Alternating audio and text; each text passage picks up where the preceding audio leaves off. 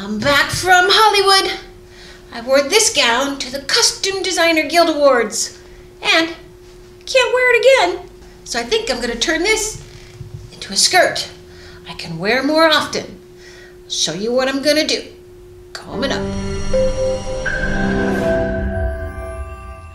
Well, that was a fun trip.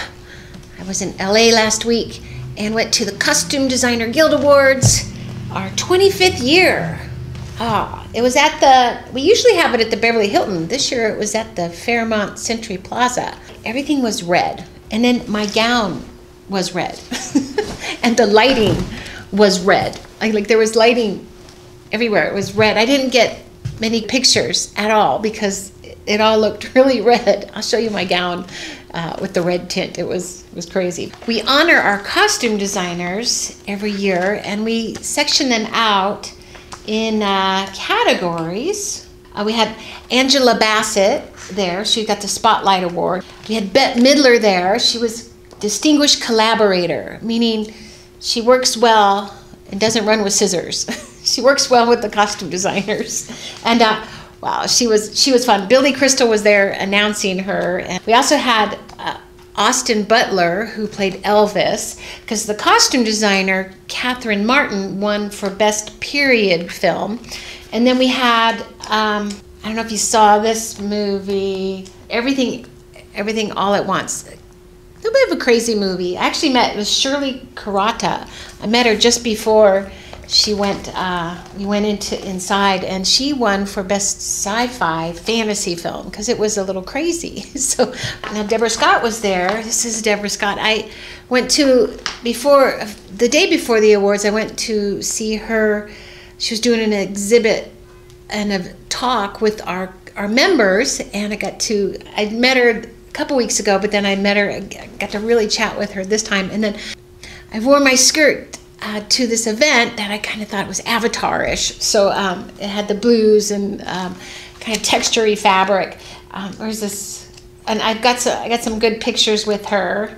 This was her, oh my gosh. So I don't know, Avatar was very digital, right? But the costumes, it was actually made the costumes to work with the digital artists with, and they had to get the whole flow right and stuff. So she told us the whole story about how this was done, and wow, crazy. So she really had to, films are being shot differently now. They're so digital, but the costume designers are even more involved in having to work with the digital artist to get the flow of the fabric right, and then just the design itself. So that was a really interesting talk. I really enjoyed it. So that was Sunday, and then Monday was our awards ceremony, and then we stayed in Los Angeles, saw some friends, and I went to where my old design studio was in Pacific Palisades, and then we went downtown Los Angeles, and we became tourists. There were so many places I hadn't seen before. Actually, one of my favorite places was Clifton's, and it's on 6th and Broadway, and I used to work on 8th and Broadway, and this bar, it used to be a cafeteria. Maybe that's why I didn't go there. It's been there for 91 years, and I've never been there. And I worked in the downtown LA in the 80s and went to design school right there too, and never went there. But my new favorite place, every time I go to LA, I'm going to this place. But the hotel we stayed at was the Biltmore Millennium, and groundbreak 1922, and then the Oscars were there in the late 20s, and they had photos of this ballroom, the Crystal Ballroom. Oh my gosh, it was so beautiful. I don't know, it was so amazing. This hotel was just grand and beautiful, and not a bad price either. It was crazy. So if you go to LA, this place is like, oh my gosh. We had a great time. We stayed there 5 days, and just was tourist of LA. I went to the Disney Hall, saw a concert, to the Broad Museum. Amazing. It's free to get in. Walked by MoCA. I've never been to MoCA, which is Contemporary Art, MO. What does it stand for? Museum of Contemporary Art. Never been there, but walked right past it, and I went to the Broad Museum because we only had so much time. And wow, went fabric shopping. That video will come out soon. Downtown LA. Go do that at least a couple times a year, and I took some videos, although I was getting fabric for my student Sophie, and she's making a dress to wear to the Taylor Swift concert, and lost a little bit of time there, so I hope I got some good videos. I have to go through all those, but I was really looking for the right fabric and was like, what about this? What about this on the phone, and looking at pictures. She still hasn't seen it. I've been back and she hasn't seen it. I hope she likes it. My trip to LA was really fun. I usually go there and I want to come back, you know, in 4 or 5 days, and this time we were there 8 days. That's a record for me lately. So, you know, it's not all palm trees and roses out there. It's rough. I wore this gown to the Guild Awards, and it's my Upcycle gown. The video last week was all about upcycling this gown. Last year it was a lobster gown, and then now it's the rose gown. This is fabric I bought in Rome, and I wanted to use it. I bought it to make a skirt. I thought, hey, I could upcycle my gown again 3 times. And it's its 4th life. It started out as a cocktail dress. And now, so I did that, and I wore it. Who knew the theme was going to be red at this event? So, must have just blended right in. And then now, the video I did last week, I had this fabric, oh my gosh, that I was looking for. I had a swatch of it. I bought this a couple years ago, and I found it. So this is the butterfly netting. Oh! This is going to be next year's gown. I'm going to take this all off and put this on here. And I think I got 4 yards. Oh, wow. This is, wow. I have another idea for my basic Rosie dress for using this. I had some beautiful fabric, and I bought in Rome also that goes with this. And I was going to call him and ask him for another couple yards, but I think I might have, I don't know, before I call him, I might have enough, because the Rosie skirt, you only need 1.25 yards. That's this part right here. And I love it so much. You don't need much. You can buy beautiful fabric. And because this was like $88 a meter. And I just bought 1 meter, and it was perfect for this gown.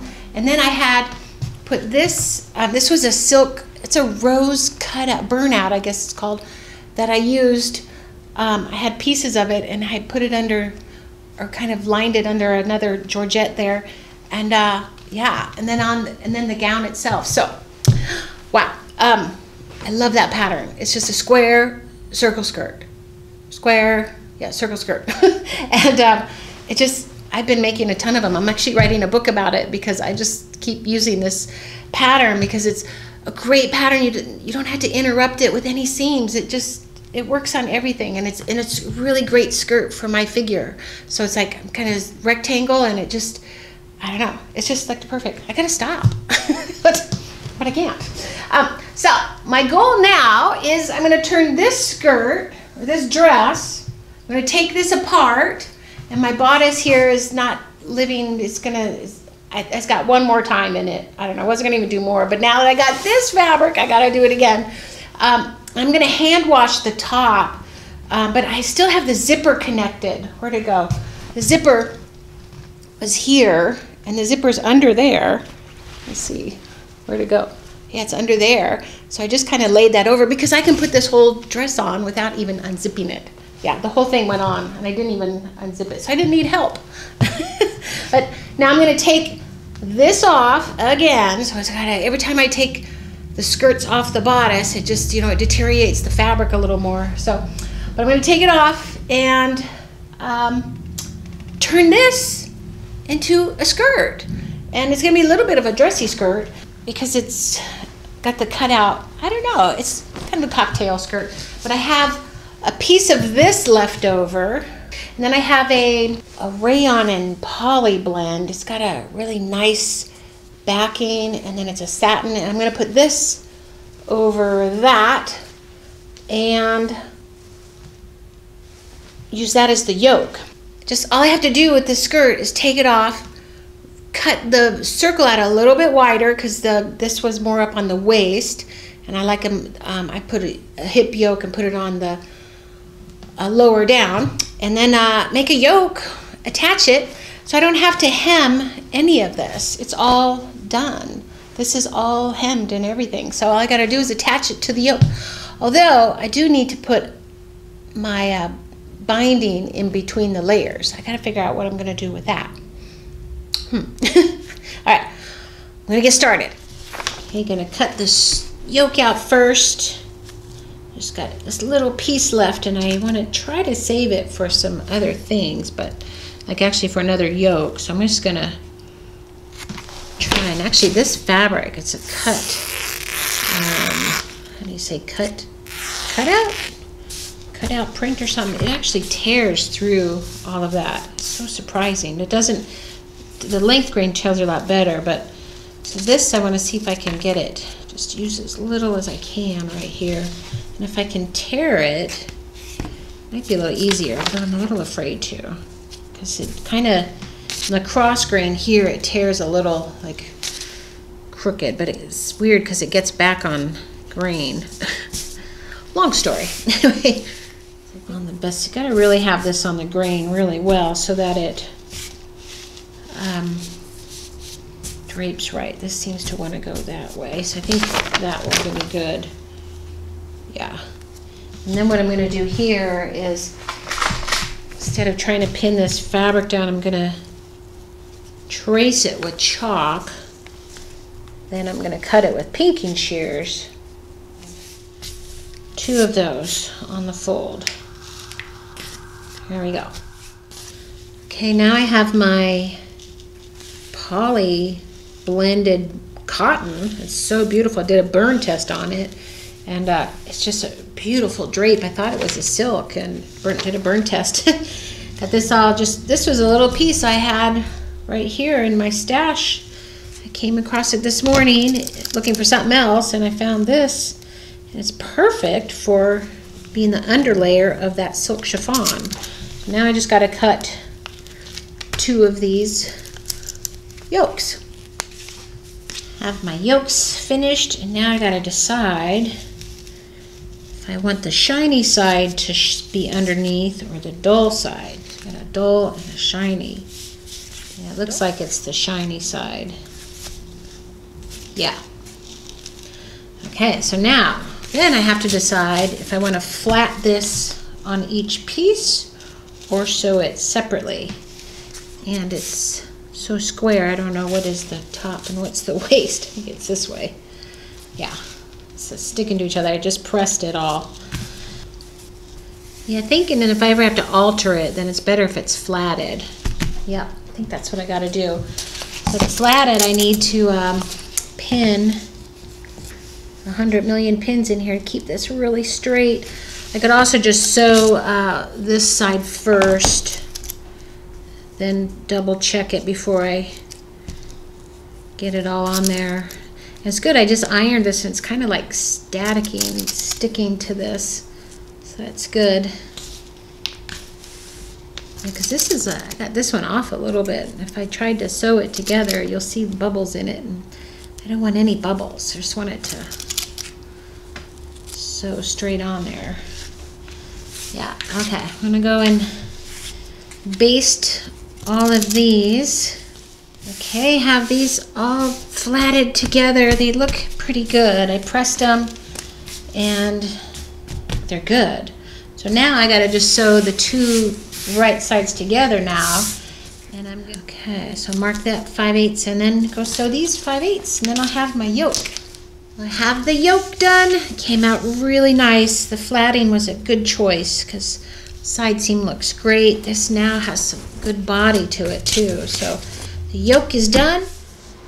Okay, now I have to take the skirt off the dress, something like that. So go around it and clip every other thread. I should be able to pull it off very carefully, like that. Not every other thread, but every 4th thread. And then it comes apart. Ooh, got one. And it looks like I have, oh yeah, that's probably all I gotta do.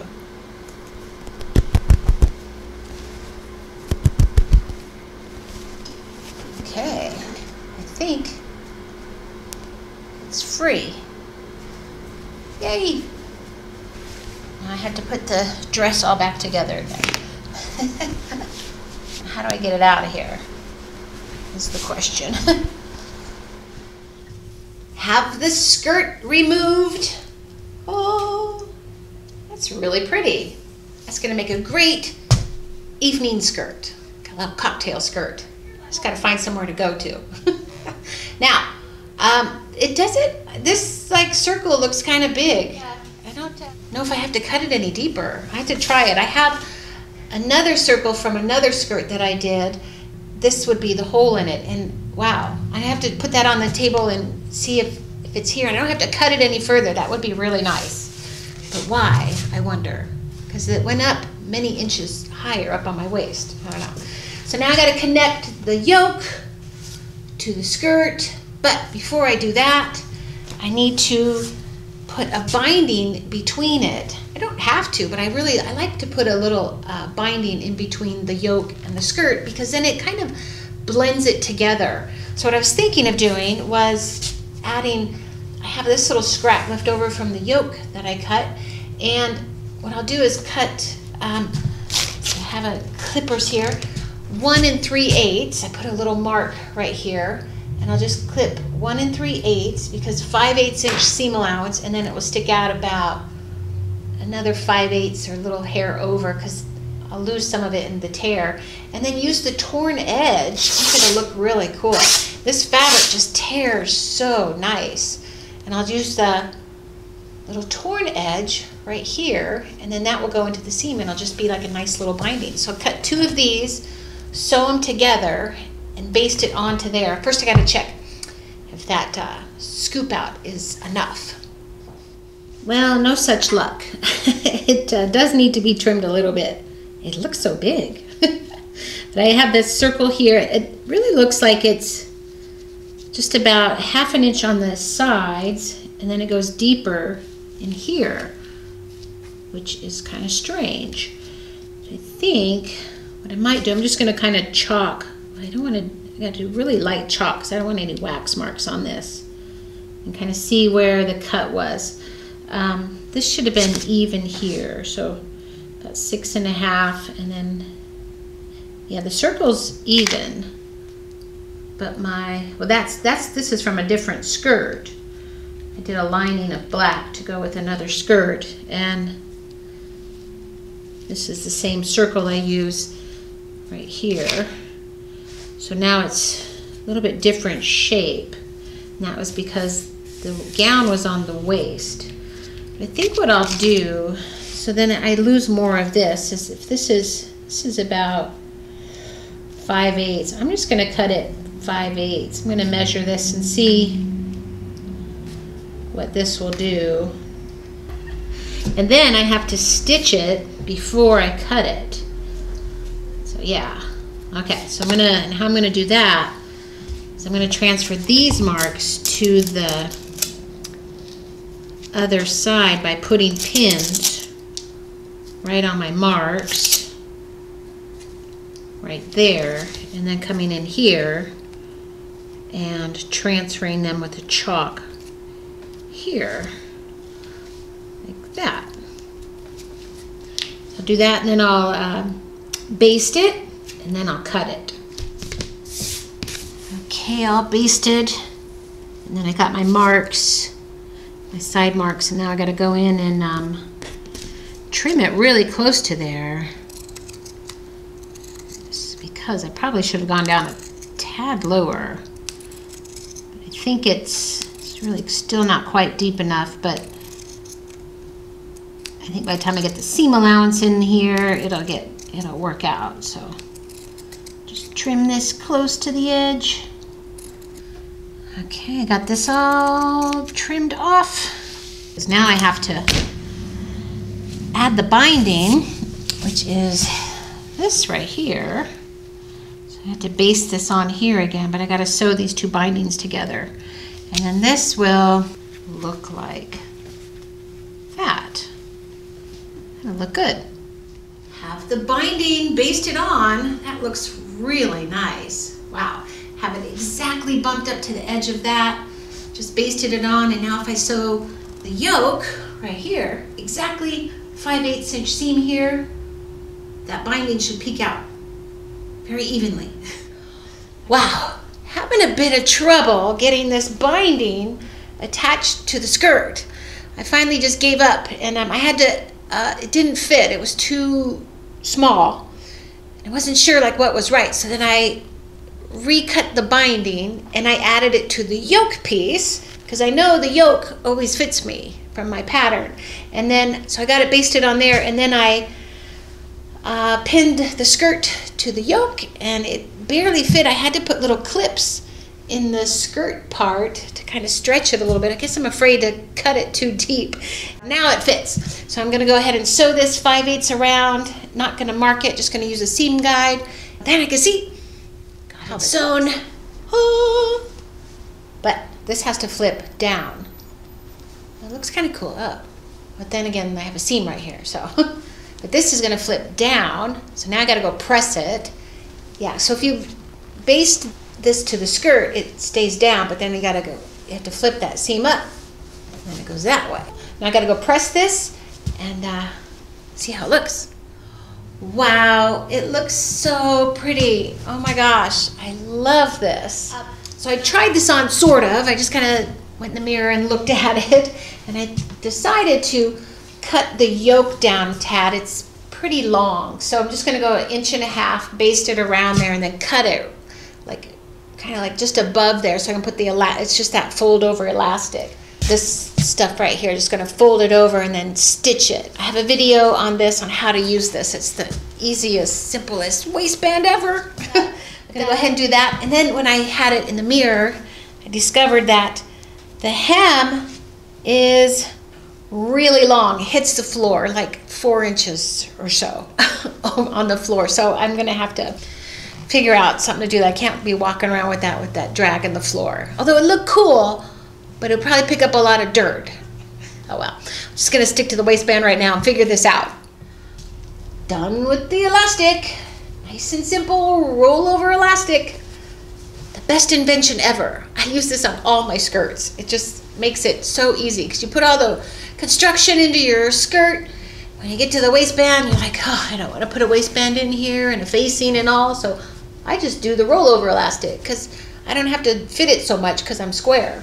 Got to make it stretchy enough so that it doesn't walk off, but yeah, it's all good. I think I figured out this hem problem. Just going to make 4 little tucks, just sew them down, and then it'll pick up that little, the extra peak part, because it was really long, and this will drape right over that, and it has a little bit of a gather effect on the hem. It picks it up off the floor. And I think that's gonna work, and it's easy. I don't have to re-hem this whole thing. So to get the pleats roughly the same, I anchored the peak of the lining on the same line here, and then the peaks on the same line here, and then draped the pleats. Did 4 of them in roughly about the same size, and should have them all pretty even. Skirt is done! Yay! That was quick and easy. Just took it off the evening gown and put it on another yoke right here, and voila! New skirt I can wear to an evening event. And I have a shrug that matches this too. So I have a pretty shrug that is the same fabric, and I'll show you some pictures of me in that. And yeah, that was quick and easy. Are there any evening gowns in your closet that you could upcycle? Maybe it has an extra skirt on it. You could take it off, chop it up, make it into an evening skirt or a day skirt, you know? Sometimes, like, sequins are in right now. We can wear them during the day. Dress up a little bit during the day. Wow, this is going to be really fun to wear. I can't wait to try it on and get some pictures. I'll show you at the end of the video. Give me a thumbs up if you like this video. Subscribe if you haven't. And I'll see you in the next video.